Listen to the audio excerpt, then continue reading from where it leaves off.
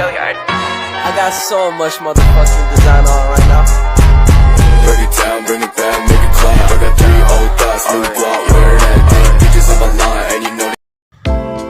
Halo, saya di sini akan menjelaskan materi tentang perdagangan internasional. Perdagangan internasional terbagi menjadi dua, yaitu impor dan ekspor. Impor adalah memasukkan barang dari luar negeri ke dalam daerah perbayaran suatu negara. Sedangkan ekspor merupakan kebalikan dari impor. Ekspor adalah kegiatan mengeluarkan barang dari daerah perbayaran. Selanjutnya ada manfaat perdagangan internasional. Yang pertama, memperoleh barang yang tidak diproduksi di dalam negeri. Adanya perdagangan internasional memungkinkan suatu negara memperoleh barang yang dibutuhkan dari negara lain. Yang kedua, yaitu sumber devisa negara. Kegiatan perdagangan internasional, terutama ekspor, dapat memberikan pemasukan devisa utama bagi sebuah negara.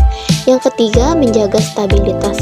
Guna menjaga stabilitas harga, pemerintah dapat mengimpor barang yang sama agar harga dapat stabil kembali.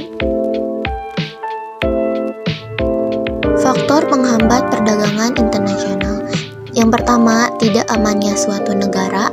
Perdagangan akan cenderung menghindari melakukan kerjasama jual beli dengan negara yang berada pada situasi kekurangan.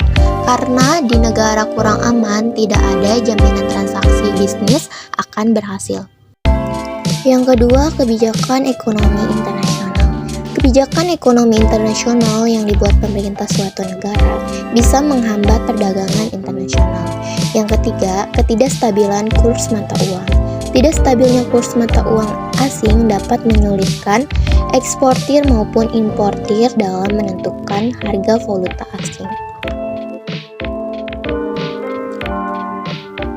Kebijakan perdagangan internasional. Yang pertama, tarif. Pajak yang dikenakan antar impor tarif dibagi menjadi dua, yaitu tarif spesifik dan tarif atau-ren. Yang kedua, kuota impor. Pembalasan terhadap jumlah maksimum kuantitas suatu barang dalam suatu periode tertentu. Yang ketiga, pembatasan ekspor sukarela. Pembatasan jumlah barang yang diekspor oleh negara pengekspor. Selanjutnya yaitu faktor pendukung perdagangan internasional. Yang pertama, perbedaan sumber daya alam. Antara negara satu dengan negara lainnya tentu memiliki sumber daya yang berbeda-beda. Contohnya Indonesia yang kaya akan sumber daya alam berpotensi besar untuk memproduksi hasil pertanian. Sementara Jepang memiliki sumber daya manusia yang berkualitas tinggi sehingga berpotensi besar memproduksi barang. Yang kedua, perbedaan selera. Adanya perbedaan selera antara satu penduduk dengan penduduk lainnya dalam suatu negara tidak dapat dipenuhi seluruhnya oleh negara tersebut.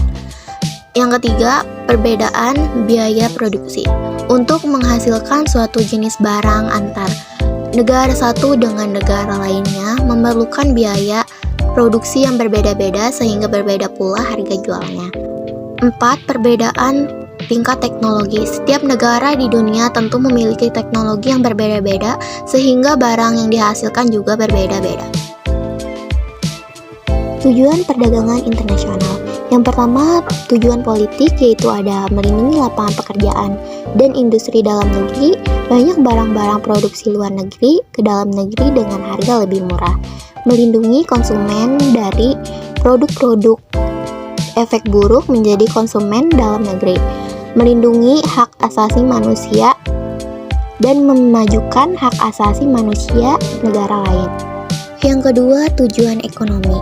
Untuk mendorong perkembangan industri baru, meningkatkan pendapatan nasional dan membantu perusahaan dalam negeri masuk ke dalam pasar yang dikuasai oleh perusahaan asing.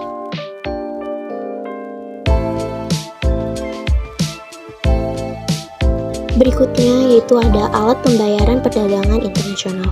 Perdagangan yang terjadi lintas negara tentu tidak dapat dilakukan secara langsung karena perbedaan mata uang dan tempat. Oleh karena itu, perlu disepakati alat pembayaran yang dapat digunakan internasional. Neraca pembayaran perdagangan internasional.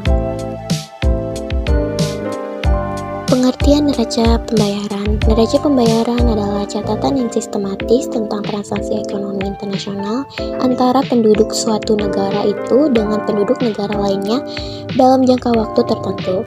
Tujuannya yaitu untuk menginformasikan kepada pemerintah tentang posisi keuangan negara dalam hubungannya dengan negara lain.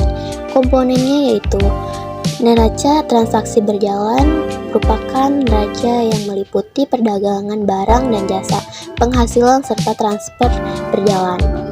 Neraca modal mencatat transaksi penerimaan atau pembayaran yang berhubungan dengan peminjaman dan penanaman modal yang terjadi di antara dua negara atau lebih baik untuk investasi jangka pendek atau jangka panjang. Selanjutnya yaitu ada devisa perdagangan internasional. Pengertian devisa. Devisa adalah semua barang yang dapat digunakan sebagai alat pembayaran luar negeri dan dapat diterima di dunia internasional yang biasanya ada dalam pengawasan otoritas moneter yaitu bank sentral. Fungsi devisa. Sebagai alat pembayaran luar negeri, devisa berfungsi untuk membayar cicilan utang luar negeri dalam bunganya serta transaksi internasional lainnya. Devisa berfungsi sebagai pinjaman nilai rupiah.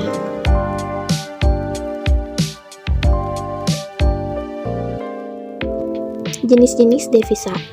Ada devisa umum adalah yang didapatkan dari kegiatan perdagangan internasional. Ada devisa kredit adalah devisa yang didapatkan dari pinjaman luar negeri. Sumber devisa. Yang pertama ada kegiatan ekspor, hibah atau pembayaran dari negara lain. Yang ketiga ada tenaga kerja Indonesia. Yang keempat ada sektor pariwisata.